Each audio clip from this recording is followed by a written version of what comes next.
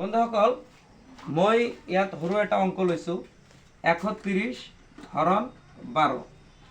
এই অঙ্কটো দেখাত খুবই সহজ, কিন্তু মোৰ এটা অভিজ্ঞতাৰ পৰা পাইছোঁ, মানে বহুতো ল'ৰা ছোৱালী এনেকুৱা আছে যিসকলে লয়াৰ প্ৰাইমাৰী পাছ কৰিছে, মানে এল পি পাছ কৰি এম ই স্কুলত লেভেলত গৈছে, কিন্তু তাৰ পিছতো তেওঁলোকে এইটো অংক কৰিব পৰা নাই।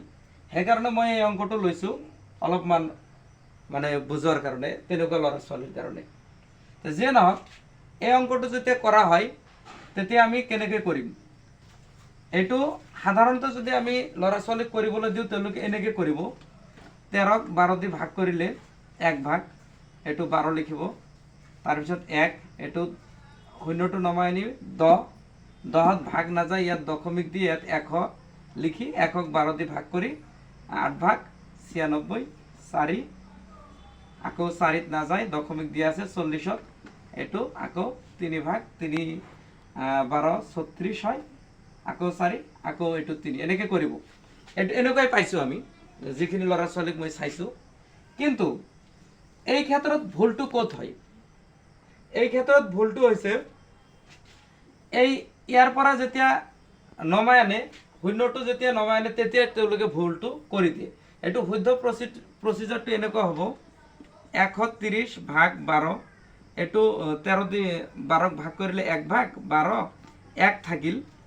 তাৰপিছত আমি যেতিয়া এইটো শূন্যটো নমাই আনিম, এইটো আমাৰ ভাজ্যৰ শূন্য, এইটো আমাৰ ভাজ্যৰ শূন্য। এতিয়া ভাজ্যৰ পৰা যেতিয়া আমি নমাই আনিম, তাৰ পিছতো যদি হৰণ নাযায়, ভাজ্যৰ পৰা নমাই অনাৰ পিছতো যদি হৰণ নাযায়, তেতিয়া আমি এটা শূন্য ভাগ দিব লাগিব। তাৰমানে এইটোৰ পৰা আমি নমাই অনাৰ পিছত এইটো 10 হৈছে, 10ত 12 ভাগ যোৱা নাই, গতিকে শূন্য ভাগ। এতিয়া আকৌ শূন্যটোক আমি 12 দি পূৰণ কৰি ইয়াত বহাম, যেনেকৈ 1 12 গুণ 12 ইয়াত বহাইছিলোঁ, ঠিক তেনেকৈ 0 12 গুণ 12 ইয়াত আমি শূন্য বহাই দিলে আকৌ 10 থাকিল। এইবাৰ কিন্তু আমি ভাজ্যৰ পৰা অনা নাই, বিয়োগ কৰি নমাই আনিছোঁ। বিয়োগ কৰি নমাই অনাৰ পিছত আকৌ যদি ভাগ নাযায় তেতিয়া আমি দশমিকটো দিব পাৰিম। বিয়োগ কৰি নমাই অনাৰ পিছত ভাগ নগ'লে আমি দশমিকটো দিব পাৰিম, কিন্তু ভাজ্যৰ পৰা নমাই আনি ভাগ নগ'লে আমি দশমিক দিব নোৱাৰোঁ, শূন্য ভাগে দিব লাগিব। এইটো হৈছে ইয়াৰ সঠিক পদ্ধতি।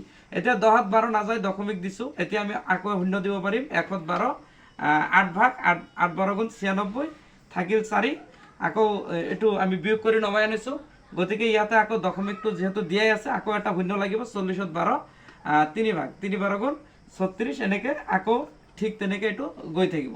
এইটো শেষ নহয় কিন্তু, গতিকে উত্তৰটো ইয়াৰে এনচাৰটো এনেকুৱাই হ'ব 10.83। এইটো কিন্তু নহয়, এইটো আমাৰ সঠিক পদ্ধতি। ঠিক আছে, আজিৰ ভিডিঅ'টো এইখিনি, ধন্যবাদ।